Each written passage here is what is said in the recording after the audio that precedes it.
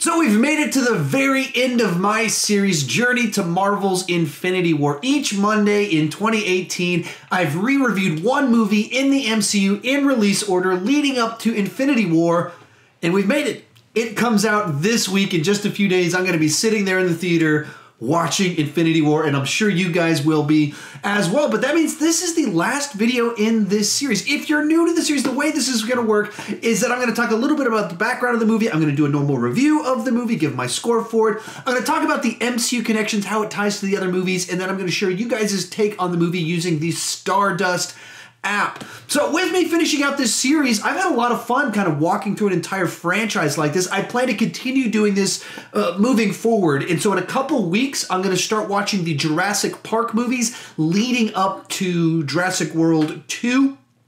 Next week, though, I'm going to I'm going to review Ben Affleck's Daredevil. I did a live chat earlier today asking you guys what you want me to re-review. You guys said Daredevil, so I'm going to re-review Ben Affleck's Daredevil. It's not a movie I hate, so just so you know, so we'll see where that goes. Before I dive in talking about Black Panther, go ahead and tell me down below in the comment section, what did you think about this movie? This one's still fresh in the theater. I went to go see it with my son, actually. He's 6. It's his first big boy movie he ever saw in the theater, so that's a fun one to get to take him to. What did you guys think about this one? I'd love to hear your take on it. I know there's a lot of hype, a lot of excitement for it, so I think you guys will have much to say about it. With that said, let's start talking about the background of this movie. The most interesting thing about where this movie came from is that they tried to make a Black Panther movie back in the 90s with Wesley Snipes, and they had a script for it. There was all sorts of back and forth and trying to develop and make things happen.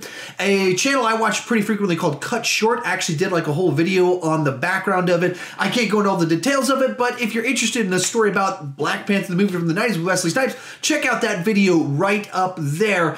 But it never came together, and so it fell through. He went off and he did the Blade movies, which those are great movies too. And then a few years back, they announced they were going to do a Black Panther movie, got the director of Creed and Fruitvale Station to direct it, and he made one of the most successful comic book movies of all time based off of every single metric that you can talk about. It's got a 96% on Rotten Tomatoes. It's still in the theaters, but it's like in the high 600 millions in just the US alone. Just phenomenal, phenomenal success. So with that said, let's start talking about the movie itself. One of the things that's interesting about this movie is that it uses a 5-act story structure. So a lot of modern blockbusters actually use a 5-act structure more so than the 3-act structure that we would normally talk about.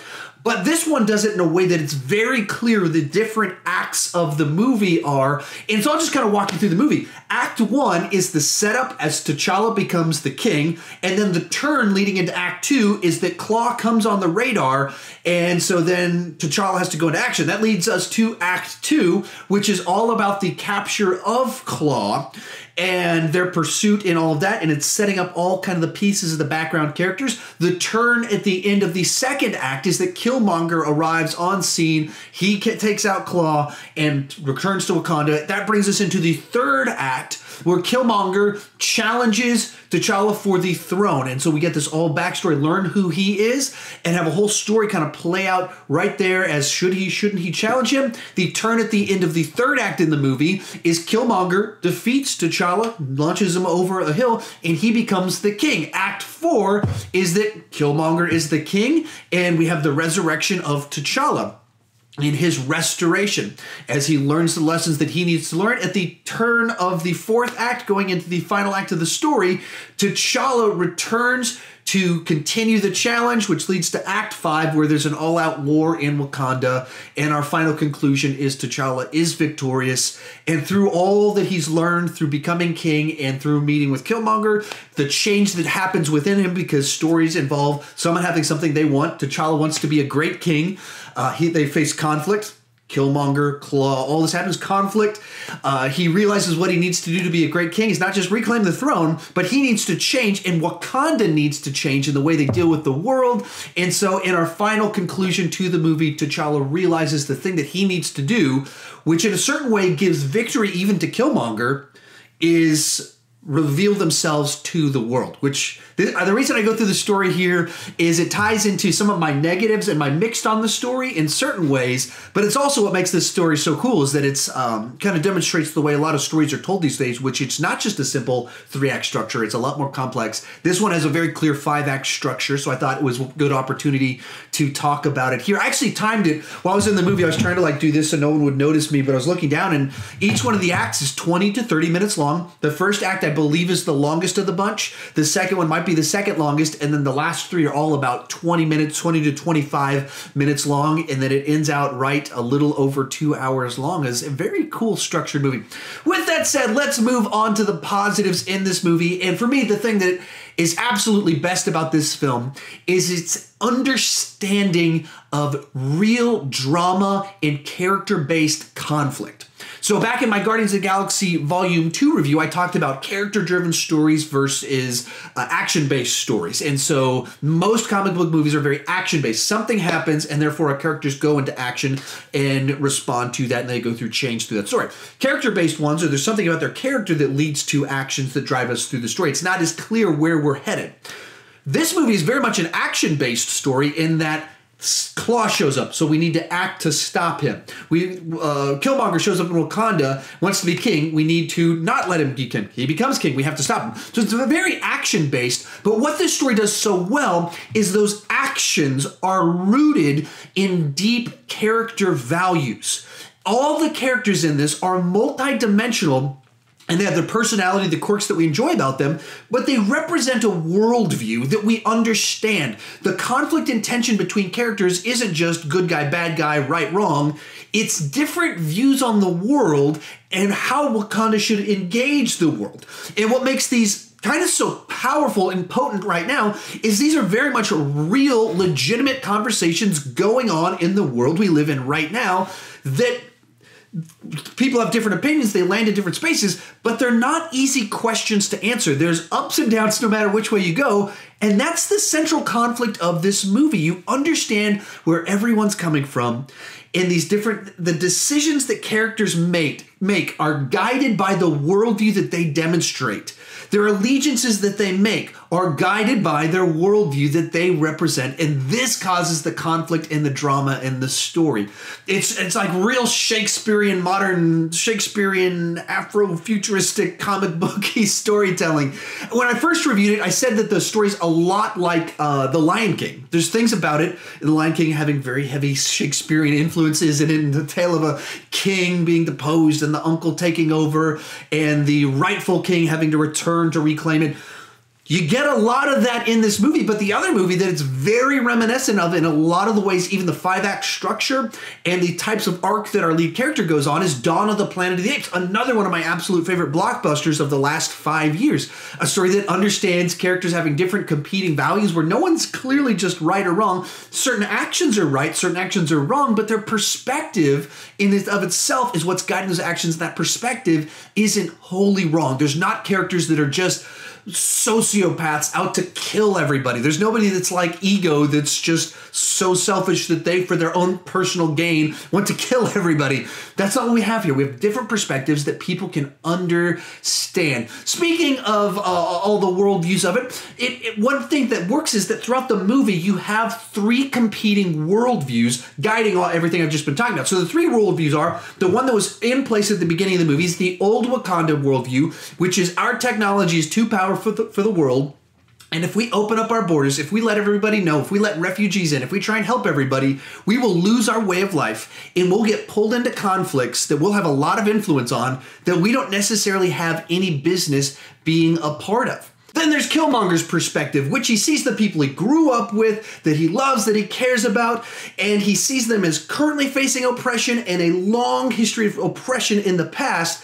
Then he looks at his actual biological and ethnical lineage of Wakanda, who had the power and the potential influence to help people being oppressed, and they chose not to leverage that power to help people being oppressed because they just wanted to maintain their way of life. He sees that, and it disgusts him what happened, and then he sees what happened to his own father, and he's just vindictive towards Wakanda. That perspective makes a lot of sense. When you see someone that can help and chooses not to help, that can be very infuriating. Then you have the new Wakanda perspective in the movie, which is where T'Challa ends up by the end of the movie, and several of the people he interacts with throughout the film, their perspective is, we need to change and take what we have to help the world. We need to let refugees in. We need to go out and spread our technology and be a positive influence in the world. And by the time you get to the end of the movie, that's where T'Challa finds himself, and something that's revealed at the very end of the movie. This is what makes the movie so powerful for me,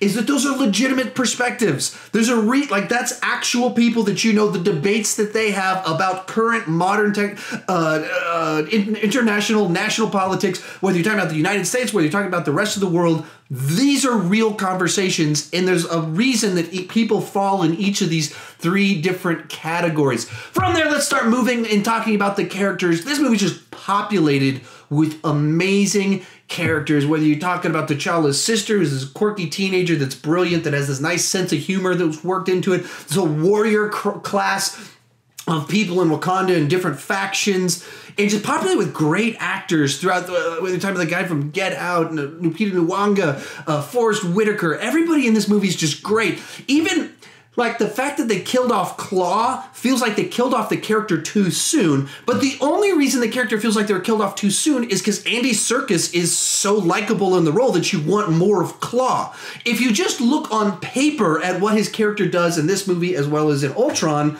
he's this really minor character that who cares if this guy's killed off? But because he's so good, you want more of him in the movie.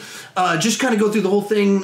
Michael B. Jordan brings full Michael B. Jordan to the role as Killmonger, and it's such a different type of character. Like, he's fighting for a throne, but he brings to it just this carefree lack of concern for decorum, etiquette, any of that fun stuff. Just talking down anybody, street language, fully intentionally talking down to it. Just brings something to it that just works and just breaks up your expectations for what a villain is going to be like, and with these moments, how you expect them to play out. From there, let's move on to the world building. One of the things that just absolutely makes this movie work is they build this world of Wakanda that you believe it. Like that you get this whole culture that feels like Africa, it feels futuristic, it feels sci-fi, all blended together. And that's because of the way they interwove the production design with the music that they chose to do, the culture that they tried to build inside the nation, and they do it so efficiently. And in that, there's so much we need to learn about this place. There's so much that needs to happen, and it does it.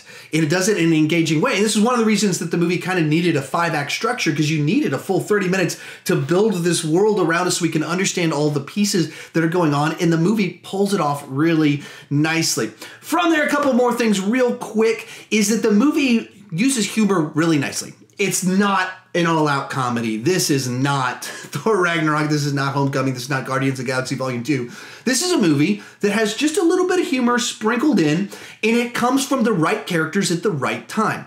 It's very intentional. It doesn't undercut the drama with too much humor. It's not trying to be the funniest movie, but it's got that Marvel MCU flavor to it, which is little moments kind of sprinkled throughout there, done very nicely, very much so like Winter Soldier in Civil War, some of the other more mature films in the MCU.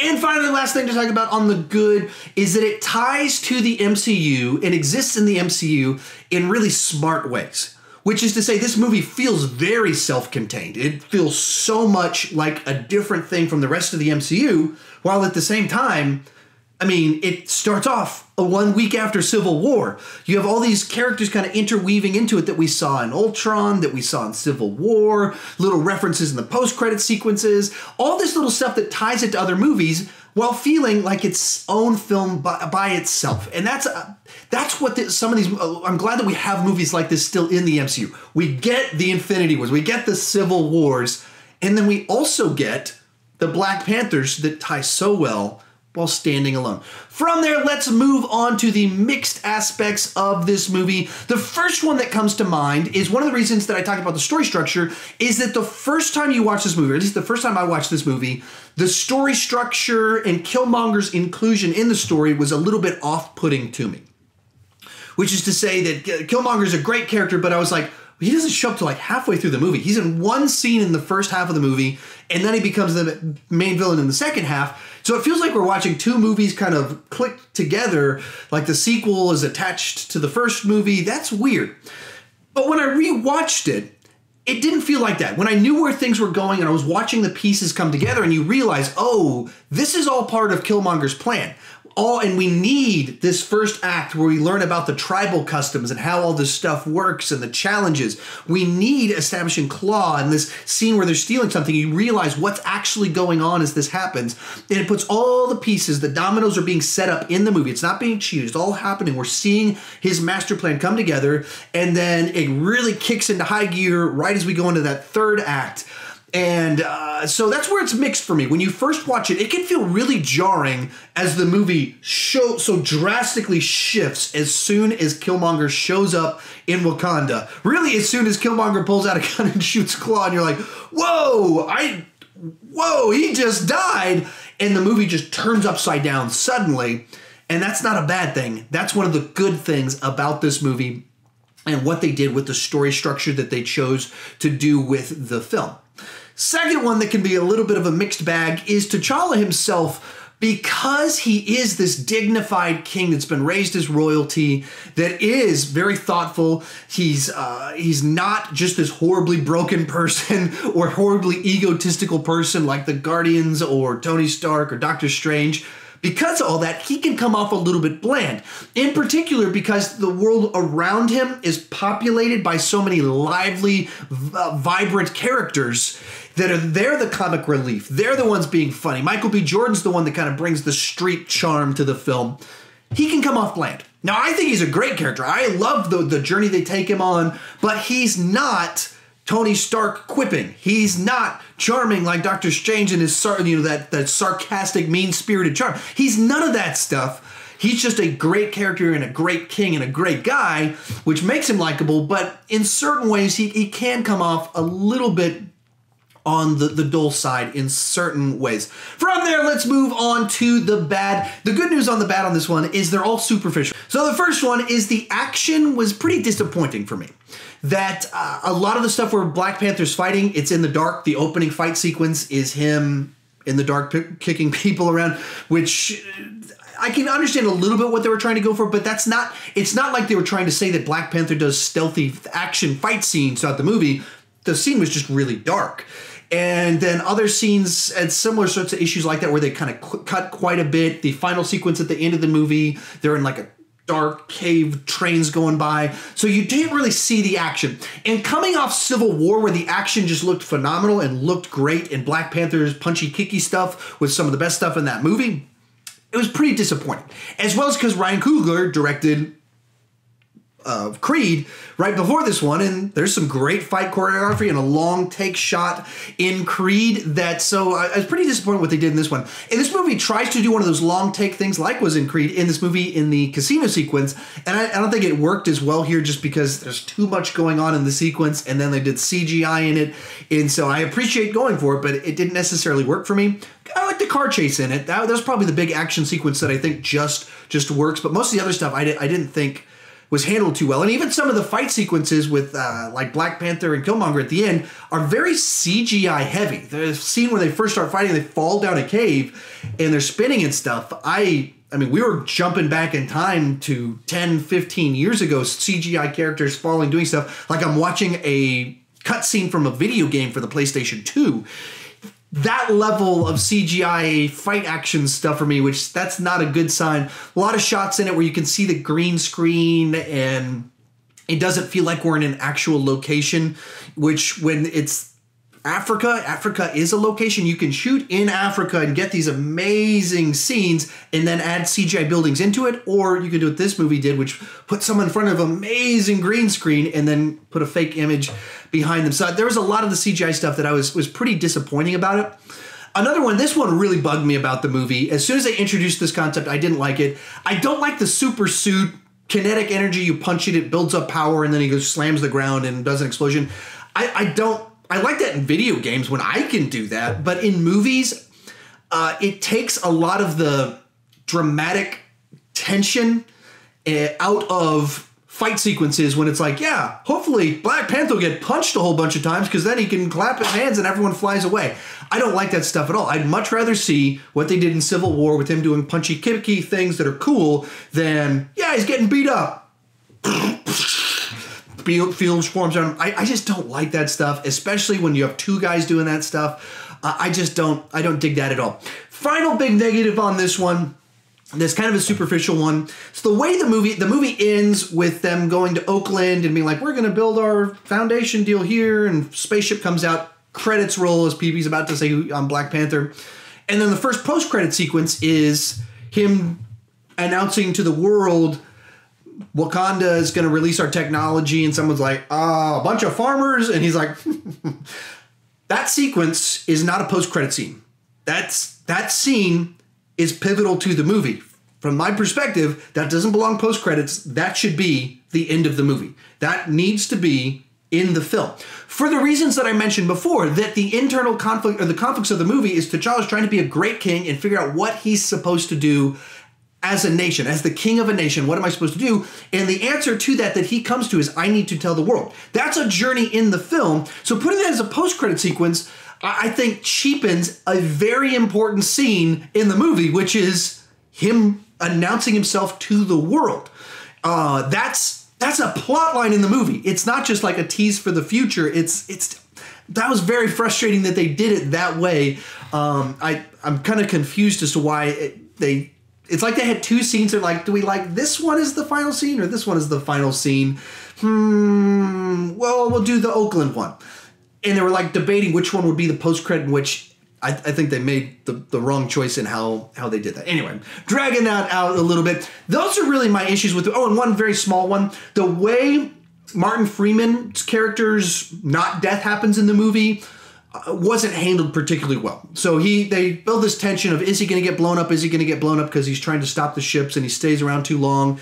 He takes out the last ship and then someone goes, get out of there! And then he's like, whoa, and stands up, and then it cuts to an external shot of the building exploding. And then we don't see him again until that post-credit scene that I just mentioned. So rewatching it yesterday, I was like, did I forget this? Did he die in this? Because if he died, that's not handled very well. And if he lived, that's not handled very well. And so it's pretty frustrating trying to think through that happen. They could have played that out, some of the information they gave us, and handled just a little bit better. Added one little scene of how to make it a little bit. But this is nitpicky stuff for a movie that is handled very well. When I reviewed it before, I gave it an A-, 8.5. Rewatching it, I only went up. I liked it more, and the things that I rewatched my previous review right before doing this to see what I scored it and what my positive negatives. They're basically exactly the same, just the positives were a lot stronger this time. This time I'm going to score this one an A, and on an entertainment level I'm going to go an 8.9. This isn't the one I necessarily going to rewatch as much as some of those my top favorite ones, but this is a great, very entertaining movie that rewatching it I thoroughly enjoyed. They did a great job with this movie, telling a very different type of story inside the MCU while still feeling like a movie inside of the MCU. From there, we'll move on to our MCU connections. And right off the bat, this movie is set 1 week after Civil War. It starts off with T'Challa's watching the news and they're talking about his dad dying. And so we find it's 1 week afterwards. And so the plot kicks into gear with an event from that film, which is T'Chaka died. So he's becoming the king of King of Wakanda in this movie. Very, very important details. We also get Martin Freeman from Civil War. He shows up in this film as this CIA agent guy that's kind of watching stuff going on. Likewise, when he gets injured in the movie and he is taken back to Wakanda, they're pulling him through the hallways, and I missed this the first time I saw the movie, and this is very important to the timeline of how things play in with Civil War, but you get the line in the movie, another broken white boy to fix, referencing Bucky showing up, that we saw Bucky shows up at the end of Civil War in Wakanda. And that's kind of my question. Like, where's he in this movie? Is he missing? What's kind of happening here? And then he shows up in the post-credit scene. So I said in one of my videos before that the way the timeline of all this works is that Black Panther, the movie happens, then the post-credit scene in Civil War happens, and then the post-credit scene in this movie happens. And that's not right. There's no reason to believe that's the timeline of it.